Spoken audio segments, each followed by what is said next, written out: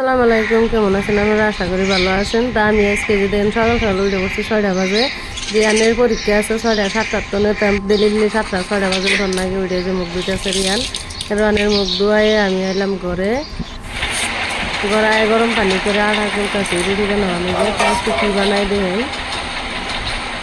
সে রুটি বানানো যায়। আটা কিনে নিলাম বেশি করে গরম পানি করে, যারা যারা রুটি বানানো গরম পানি করে নেবেন সুন্দর করে। তো গরম পানি করে রুটি বানানোর সুবিধা আর খাইতেও ভালো লাগে। তা আমার আটা হয়ে যায় দেখুন লাগবো এখন গরম পানি কিছু ডাইলে ঠান্ডা হলে গরম। তা আমার আটাগুলো হয়ে যাচ্ছে দেন দিলে ছোটো কাটা ঘুরে দিয়ে দিন।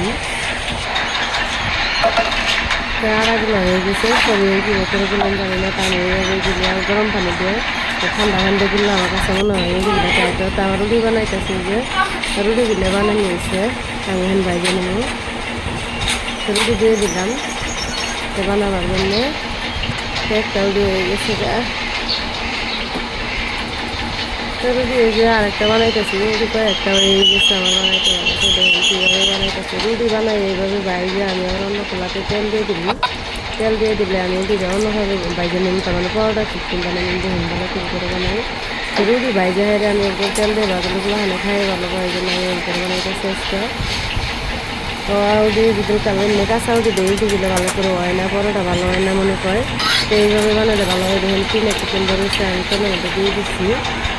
যারা যারা না বানাইছেন এমনি করে রুটি বাইরে হাইরে আবার বানাইবেন তো খাইও ভালো লাগবো আর নিজেও খাই ভালো লাগবো। শক্ত হচ্ছে না রুটিটা আপনাকে ভালো লাগে যে করে করে বানাইলে। তা আমি রুটি বানাই এমনি করে বানাইতেছি সব কিছু এইভাবেই বাড়িয়ে আসছে। তা আপনারা কী করে বানাই জানি না, কয়েকটা রুটি আমার হয়ে গেছে।